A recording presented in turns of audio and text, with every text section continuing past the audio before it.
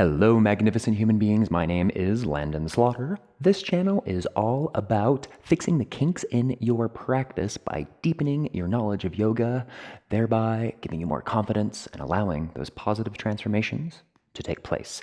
And what are we doing today? It is all about learning more about your practice, boat pose specifically, Navasana. Now, Navasana is a core strengthener, a dip hip flexor strengthener, lengthener of your back, that torso. There's a lot of things going on. So if you want some cool tips about Navasana, how to do this pose, strengthen that core, stay tuned. That's exactly what we're going to do. So please roll out your mat and I will roll the intro screen.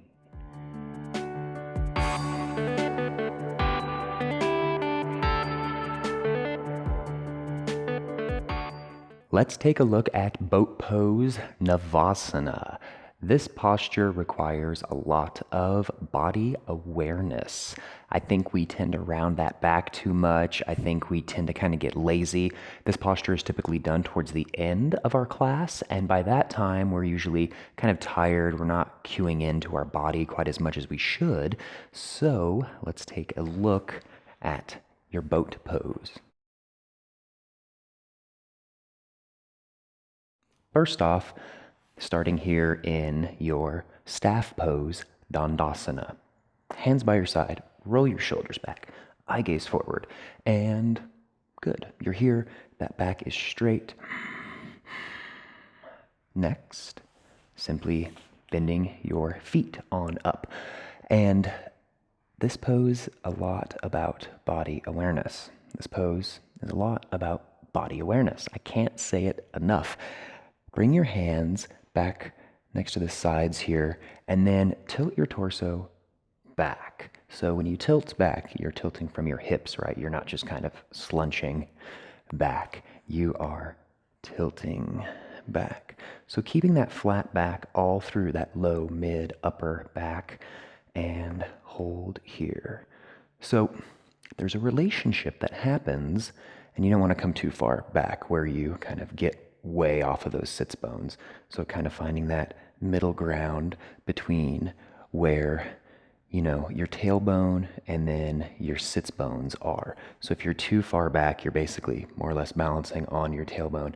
If you're too far forward, then you're almost sitting upright. So here is the kind of relationship that happens, right? Is your core is strong, but your low back is strong as well, because you really want to create a lengthening, especially between your hips and kind of this middle part of your spine. And yes, you want to create a lengthening throughout your whole spine, but there's a lot that really happens here in between your hips and about kind of the middle of your thoracic area, if you will. So this whole kind of soft belly part around, we really want to focus on lengthening that, which causes you to lengthen your sternum, raise that sternum up just a little bit. So if you're holding here, and we're really not doing, too much yet, because we haven't even lifted our feet off, we haven't even lifted our hands off, you can really feel this power, this strength, and that is probably the key component of boat pose, is that lengthening, that activating through this lower part of your spine, because it engages your core and it engages those muscles in your low back. And you want to kind of find a balance between how much that core is working and how much those muscles in your low back and those muscles around your spine are working. Because if you're working too much in your core, then it doesn't feel quite right, And if you're working too much in your back, then you start puffing your chest out in a really weird way. So again, it's about body awareness, finding, how much you're working in your core, how much you're working in your back, and seeking to create an equal stabilization between both of these points. Okay, so after you've got this element down, the lengthening, right? Then from here, still leave your hands on the mat and then bring your legs up. So this adds a little bit of challenge, right, to your boat pose because you're still keeping that flat spine. You're still lengthening through this core element of the posture, but it adds a little bit more weight into everything. So here's the challenge is as you lift those legs, are you compensating by activating your core too much? Are you compensating by puffing your chest out too much, thereby strengthening those muscles in your back, right? So it's very subtle. Pay attention to what your core does and what your back does as you lift your legs up.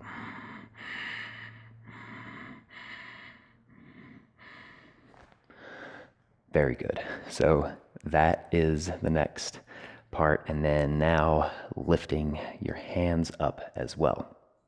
And this really gets into paying attention to what the top part of your back is doing. So when you lift your hands off, there's a tendency to slunch, you know, nice rounded, weird looking boat here. We really want to avoid that. So when you lift off, so instead of slunching, it's still that lengthening, right? It's difficult because you need that deep hip flexor strength to keep your legs up for a while, and you need to resist that immense temptation to slunch forward. So when you lift off is really difficult to hold everything and still keep that flat spine, not lean way too far back and not compensate by coming too far forward. I know, there's just so many elements going on. Okay, now true boat pose where you have those legs piked up and then you have your arms out in front of you is really difficult because, again, it puts more weight in all of these areas, right?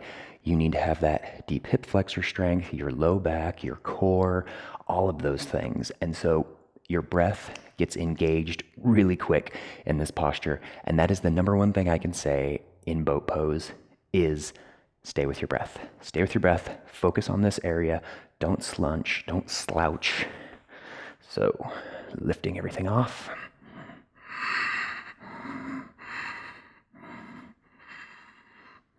And you're fine. And I keep my elbows bent a little bit because the more you raise your arms out, the more of a tendency there is to kind of round in that back. So there's really kind of all these little pressure relief things, right? Of how much do you have your knees bent? Are your feet on the mat? Are your hands beside you? And keeping your elbows straight and your legs up and lengthening is really hard. So just stay with your breath, keep with it. And again, to wrap everything up, boat pose is a lot about body awareness. Keep your flat spine, lengthen through this lower part of your torso, and take it one step at a time. Maybe close your eyes in boat pose and go inward and really think about what areas are being engaged, where you lean forward, where you lean back, all of these little things. So thank you all so much for being here. I truly, greatly appreciate it. And from my heart to all of yours, thank you guys, and namaste.